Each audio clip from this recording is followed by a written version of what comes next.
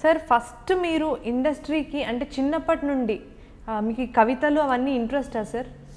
అవునండి, నాకు అక్కడ నేను చదివింది 5వ తరగతి వరకేమో సరస్వతి శిశు మందిర్ అని ఆర్ఎస్ఎస్ విశ్వ హిందూ పరిషత్ వాళ్ళ స్కూలు. అక్కడ పురాణాలు అవి బాగా నేర్పుతూ ఉండేవారు, పౌరాణిక పద్యాలు అవి. అది కాక యానివర్సరీస్కి మెథలాజికల్ డ్రామాస్, అదే పౌరాణిక నాటకాలు వేయిస్తూ ఉండేవారు అనమాట. అలా పరిచయం. తర్వాత నేను జిల్లా పరిషత్ హై స్కూల్లోకి మారాను. అక్కడ ఏంటంటే ఇప్పుడున్న టెక్నో స్కూల్స్ లాగా రుద్దుడు ఇవి ఉండవు, హాయిగా చాలా ఖాళీ దొరుకుతుంది. ఆ ఖాళీ టైంలో నాకు ఆసక్తి ఈ కవిత్వం మీద ఎక్కువ వెళ్ళేది, అందుకని ఆ టైంలో ఎక్కువ రాస్తూ ఉండేవాడిని. అది పునాది. సార్ రాస్తున్నప్పుడు ఎప్పుడు మీకు అనిపించలేదు మీరు ఇంత చక్కగా పాడతారు కదా, ఇంత చక్కగా రాస్తారు, రాయడంలో టాప్ మోస్ట్ రైటర్స్లో మీరు ఒకళ్ళు, మరి సింగింగ్ ఎందుకు సార్ ఎప్పుడు ట్రై చేయలేదు? మీ గొంతు కూడా చాలా బాగుంటుంది, బాగా పాడతారు. మీకు తెలుసుగా, మీరు పాడతారు కాబట్టి. ఇప్పుడు గొంతుని సానబడుతూ ఉంటేనే అది బాగుంటుందండి, బాగా చాలా మాధుర్యం ఉంటుంది గొంతులో.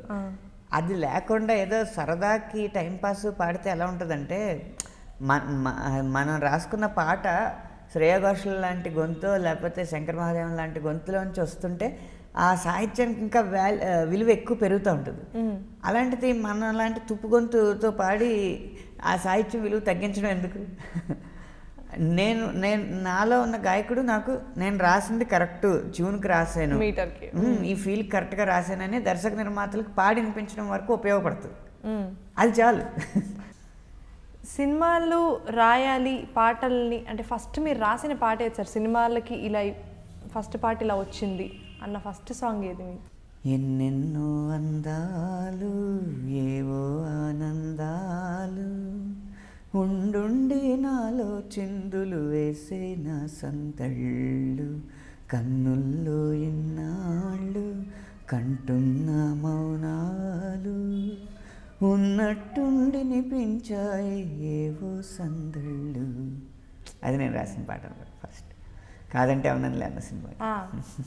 సార్ ఫస్ట్ టైము ఇప్పుడు ఒక ఇండస్ట్రీకి రావాలంటే ఇప్పుడు మీరు ఇందాకలు అన్నట్టు ఏఆర్ రెహమాన్ గారు లాంటి వాళ్ళు, ఇళయరాజా గారు లాంటి వాళ్ళు, ఇలాంటి వాళ్ళ మ్యూజిక్లో నేను కూడా ఒక పాట రాస్తే బాగుండు అంటే ఇండస్ట్రీకి వచ్చిన కొత్తల్లో అందరికీ అలా అనిపిస్తుంది, పెద్ద పెద్ద వాళ్ళతో వర్క్ చేయాలి అని. అలాంటిది మీరు ఎంటర్ అయిన అతి తక్కువ టైంలోనే చెప్పుకోవచ్చు మీరు పెద్ద పెద్ద వాళ్ళందరితో కూడా పనిచేశారు. అలాంటి ఆపర్చునిటీస్ వచ్చినప్పుడు మీకు ఏమనిపించింది సార్? అంటే పెద్దవాళ్ళకి నేను అనుకున్న వాళ్ళు నేను రాస్తున్నాను అని భయం వేసిందా? ప్రెషర్ ఏమైనా ఫీల్ అయ్యారా? లేకపోతే అవి ఏమీ పట్టించుకోకుండా పాట మాత్రమే రాసి ఇచ్చేసారా? అంటే ఇప్పుడు మనకి అసలు ఏఆర్ రెహమాన్ గారిని ఫస్ట్ కలిసినప్పుడైతే అలా వణకద్దు, భయపడక, ఏం పర్లేదు అని చెప్పారు ఆయన. అంత కంగారు వచ్చిందనమాట మొదట్లో. కానీ నాకు ఎప్పుడు అనిపిస్తూ ఉండేది, అలా పెద్దోళ్ళని కలిసినప్పుడు కంగారు పడితే కనుక వచ్చిన మంచి అవకాశాన్ని ఆ కంగారులో మిస్ చేసుకున్నట్టే అవుద్ది, కానీ సరిగ్గా యూటిలైజ్ చేసుకున్నట్టు కాదు, సద్వినియోగం చేసుకున్నట్టు కాదు. నేను అప్పుడు నన్ను నేను సమాధానపరచుకోవడానికి నేను రెహమాన్ గారిని గౌరవిస్తాను. రెహమాన్ గారు ఇంకో పెద్ద ఆయన్ని ఎవరినో గౌరవిస్తారు, ఎంఎస్ విశ్వనాథన్ గారినో గౌరవిస్తారు, ఆయన గురువు గారిని గౌరవిస్తారు. కానీ వీళ్ళందరూ గౌరవించేది ఎవరిని? పాటని. ముందు పాటను గౌరవించి రెహమాన్ గారి కంటే ఎక్కువ గౌరవం పాటకిచ్చి ఆ పాటకి సరైన న్యాయం చేసిన తర్వాత దాన్ని రెహమాన్ గారికి చూపిద్దాం అని ఈ ఆలోచన విధానాన్ని అలవాటు చేసుకున్నాం. అందుకని అప్పటి నుంచి పెద్ద పెద్ద వాళ్ళు ఇళయరాజా గారిని కలిసినా కూడా అప్పటి నుంచి నాకేం అనిపించలేదు అనమాట, భయం అనిపించలేదు. వాళ్ళని గౌరవించాలంటే వాళ్ళ ట్యూన్ ద్వారా మనం రాసే పాటను ఎక్కువ గౌరవించాలి. ఎందుకంటే వాళ్ళు గౌరవించేది నన్ను, నా దర్శకుడినో కాదు, ఆ పాటని. ఆ పాటకి గౌరవిస్తే ఖచ్చితంగా మన పాట నచ్చుతుంది అన్న ఆలోచన విధానంతో వాళ్ళతో పనిచేస్తాను. ఇప్పుడు ఇక్కడ మన టాలీవుడ్లో మీరు అందరూ డైరెక్టర్స్ అందరూ వచ్చి మీతో చాలా మంచి మంచి పాటలు రాయిపించుకున్నారు, ఇంకా ఇప్పుడు రాస్తున్నారు. మీకు ఒక పాట, ఏదైనా ఒక్క పాటే చెప్పండి సార్, ఈ పాట రాసిన వెంటనే చాలా సంతోషపడిపోయిన సందర్భం ఏంటి అండ్ అదే పాట?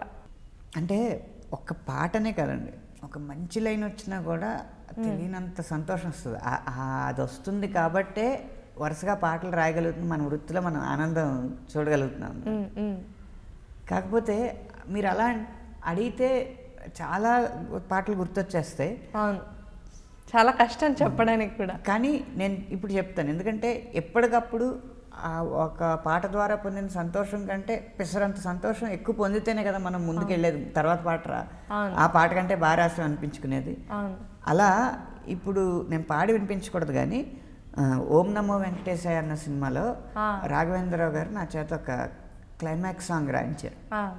అది మొత్తం సినిమా సారాంశాన్ని చెబుతూనే అక్కడ సన్నివేశాన్ని రక్తి కట్టించాలన్నమాట. మీకు ఇలాంటి సన్నివేశాలు అన్నమయ్యలో అంతర్యామి పాటకు కానీ, శ్రీరామ్ దాస్లో దాశరథి కరుణాపయోనిధి పాటకు కానీ అలా అరుదుగా వచ్చే సన్నివేశాలు అన్నమాట. అది రాసి ఓకే చేయించుకున్నందుకు నాకు ఎక్కువ ఆనందం కలిగింది. ఇప్పుడు పెద్ద పెద్ద డైరెక్టర్స్, ఇప్పుడు గౌతమ్ మేనన్ గారు, రాఘవేంద్రరావు గారు, ఇలాంటి పెద్ద పెద్ద డైరెక్టర్స్తో వర్క్ చేసిన ఎక్స్పీరియన్స్ ఎలా ఉంటుంది సార్? అంటే వాళ్ళకి చాలా ఎక్స్పీరియన్స్ ఉంటుంది లైఫ్లో, లెజెండ్స్. అలాంటి వాళ్ళతో వర్కింగ్ ఎక్స్పీరియన్స్ మీకు ఎలా ఉంటుంది సార్? అంటే ముందు ఏ గుణాల వల్ల వీరు అగ్రస్థానానికి చేరుకున్నారు అనేది మనం ఒక అధ్యయనం చేస్తూ ఉండాలి వారిలో. ఒక్కొక్కరి దగ్గర ఒక్కొక్కటి. ఇప్పుడు రాఘవేంద్రరావు గారు ఉన్నారు. రాఘవేంద్రరావు గారు ఏంటంటే పాటలో జరిగేది ఆయన ఏమేమి చిత్రీకరించబోతున్నారో అది ఆయన మాటల ద్వారా మనకు చూపిస్తారు. చూపించడం వల్ల ఈ ఈ ఈ దృశ్యానికి కావాల్సింది ఇలాంటి లైన్ కావాలి నా, కానీ ఆయన మాటలు ఆయన చెప్తారు. నేను దాన్ని పాటగా డెవలప్ చేయగలగాలి. అదే కదా మన ప్రొఫెషనే, అది కదా. అవును. అలాగా తక్కువ ఎక్కువ ఒక స్పష్టతతో తీయాల్సింది ఇది, దానికి రాయాల్సింది ఇది అని చెప్పడం వల్ల ఆయన ఎక్కువ విజయం సాధించారు. దాసరి నారాయణరావు గారు ఉన్నారు. ఆయన నమ్మేది ఏంటంటే మనం గనక ఒక సన్నివేశాన్ని పూర్తిగా అతని బుర్రలోకి ఎక్కిస్తే ఆ వచ్చే మొదటి ఉత్పత్తి ఉంటుంది, ఆ మొదటి వర్షన్ ఉంటుంది, అదే అద్భుతమైన వర్షన్ అని ఆయన నమ్ముతారు. అందుకని ఆయన ఎక్కువ ఫస్ట్ వర్షన్స్, ఫస్ట్ ట్యూన్లు ఓకే చేస్తూ ఉంటారు. అది ఆయన సక్సెస్కి సీక్రెట్ కారణం అయి ఉండొచ్చు. అలా రాజమౌళి గారు ఉన్నారు. రాజమౌళి గారికి ఏంటంటే ఆయన అనుకున్నట్టు వచ్చేదాకా రాజీ పడరు. ఓకే. కానీ ఆయన 20వ వర్షన్ రాయించారంటే, 20 వర్షన్స్ రాయించారంటే ఓకే చేసేది 20వ వర్షన్ అవుతుంది తప్పితే వెనక్కి వెళ్ళి 12దో 13దో బాగున్నట్టుంది అది చూద్దాం అన్నట్టుంది. ఎందుకంటే అక్కడ దాకా సానపడతారు కాబట్టి పర్ఫెక్షనిజం అలా కూడా సక్సెస్ అవ్వచ్చు. అలా ఇన్ని రకాలుగా ఒక్కొక్కరి దగ్గర నుంచి ఒక్కొక్కటి నేర్చుకోవచ్చు అనమాట.